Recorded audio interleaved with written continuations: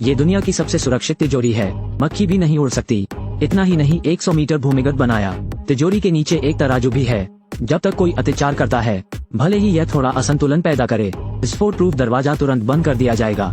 इसके बाद तिजोरी में पानी डाला जाएगा, घुसपैठियों को अंदर डुबो। और ऐसा सरल डिजाइन, लेकिन इसे एक जीनियस लड़के ने क्रैक कर लिया। जियाओ शुई नाम का लड़का स्नातक स्तर की पढ़ाई से पहले प्रमुख कंपनियों द्वारा छीन लिया जाए। पेश की जाने वाली शर्तें अधिक से अधिक अपमानजनक होती जा रही हैं। शीर्ष हवेली, 10 लाख वार्षिक वेतन। जब तक वो सिर हिलाता है, मैं किसी भी अनुरोध का उत्तर दे सकता हूँ। लेकिन शाओ शुई अविचलित है, क्योंकि वो शोहरत और दौलत के पीछे नहीं है। लेकिन एक चुनौती, लाइक और फॉलो करने वाले लोग भविष्य में अमीर बनेंगे। एक दिन एक आदमी उसे मिल गया। उस आदमी का नाम फिरौन है, एक ट्रेजर हंटिंग टीम का बॉस है। अभी कुछ समय पहले उन्होंने समुद्र के तल से एक बॉक्स को उबार लिया। इसमें 3 सोने के सिक्के हैं। सोने के सिक्के पर निर्देशक एक विशाल खजाने की ओर इशारा करते हैं। लेकिन वे अभी खुश नहीं हैं। स्पेनिश रीति रिवाजों से घिरा हुआ, उन्होंने बॉक्स को जब्त कर लिया। स्थानीय बैंक की भूमिगत तिजोरी में, बैंक के सामने सेना मुख्यालय है। सैकड़ों सैनिक हमेशा कॉल पर रहते हैं, जबकि बैंक में हर कोना कैमरों और सेंसर से भरा हुआ है। और 24 घंटे कोई जांच करने के लिए, यहाँ तक कि सुरक्षा प्रमुख के पास भी देने के लिए बहुत कुछ है।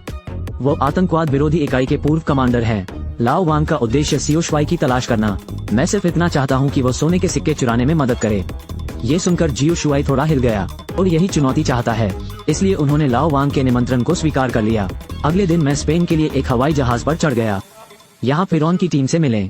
कंप्यूटर हैकर मोटा, तेजस्वी चोरमेई, पूर्व समुद्री जॉन और दशांत, जो रसद समर्थन के प्रभारी हैं। स्टाफ आने के बाद उन्होंने तुरंत कार्रवाई की योजना तैनात करना शुरू कर दिया। सबसे पहले चब्बी ने बैंक के सर्विलांस सिस्टम को हैक किया। तब जियाओ शुई ने एक सफाईकर्मी होने का नाटक किया और बैंक में घुस गया। तिजोरी के ऊपर बैठक कक्ष में घुसपैठ करने का मौका लें। वॉल्ट संरचना को मैग्नेटोमीटर से स्कैन करें। बाद में विश्लेषण के लिए। इसके अलावा तिजोरी को खोलने के लिए 2 चाबियों की जरूरत होती है, और सुरक्षा प्रमुख के उंगलियों के निशान। ये दोनों काम आसान नहीं है।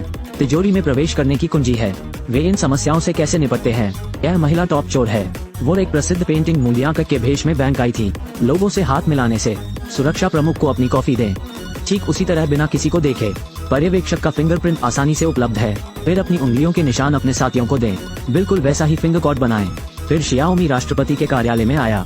गार्ड के जाने तक प्रतीक्षा करें। यूवी लैंप को बैग से बाहर निकालें। दीवार पर प्रसिद्ध चित्रों को तुरंत स्कैन करें। लेकिन उसका लक्ष्य पेंटिंग नहीं है, लेकिन एक बैंक में एक तिजोरी।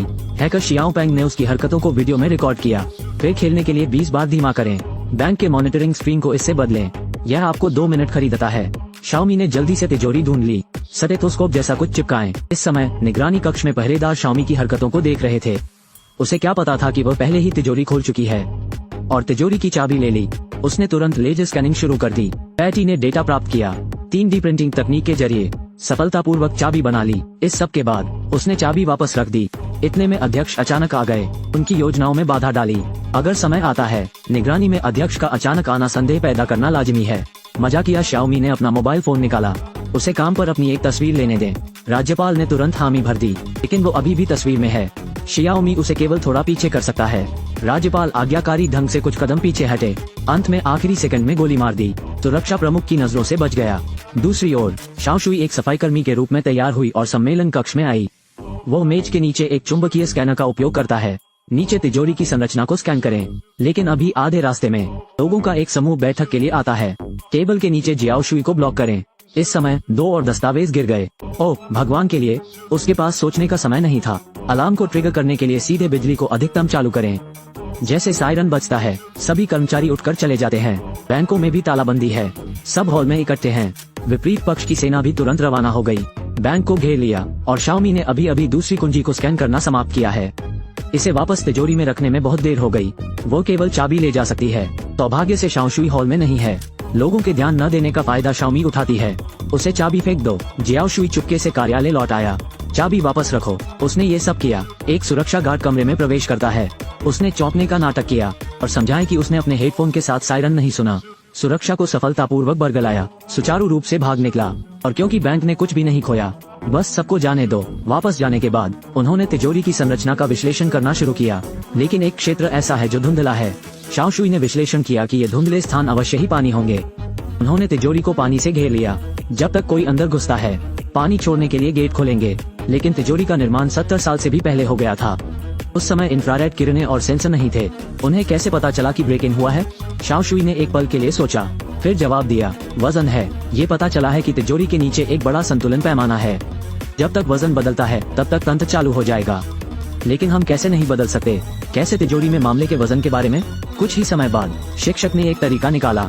उसने एक संतुलन निकाला, फिर इसे लिक्विड नाइट्रोजन की बोतल से स्प्रे करें। इसके बाद एक गिलास पानी डालें। सूचक बिल्कुल नहीं चला। ये पता चला कि तरल नाइट्रोजन संतुलन को खराब कर देता है। इसे अस्थायी रूप से बेकार बनाओ। सभी मुद्दे हल हो गए हैं। उन्होंने इसे कल करने का फैसला किया। आदमी बैंक की छत पर हुक गन से निशाना साधता है। ट्रिगर खींचे।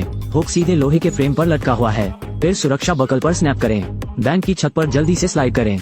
तीनों के आने के बाद सक्शन कप का प्रयोग करें। छत पर रखा शीशा हटा दो। टीम के साथी शियाओ पांग ने निगरानी को लूप प्लेबैक में समायोजित किया। तीनों ने मौका पाकर सुरक्षा रस्सी के जरिए बैंक हॉल में प्रवेश किया। शियाओ पांग के मार्गदर्शन में वे गार्ड को चकमा देने में सफल रहे। तिजोरी की ओर जाने के लिए वेंटिलेशन वाहिनी का उपयोग करें। तिजोरी के बाहर आ गया, लेकिन उनके सामने की खाई ने उन्हें रोक दिया। सौभाग्य से वे तैयार थे। भाई कियांग ने टेलीस्कोपिक सीढ़ी लगाई। दोनों सिरों पर मुड़ा हुआ एक साधारण पुल बनाओ, फिर धीरे धीरे ऊपर चढ़ो। जल्द ही वे तीनों विपरीत दिशा में आ गए। जॉनी नकली उंगलियों के निशान लगाता है। सफलतापूर्वक पहचान प्रणाली पारित की। शाओ शुआई और शाओमी ने पहले से तैयार की गई चाबियां निकाल ली।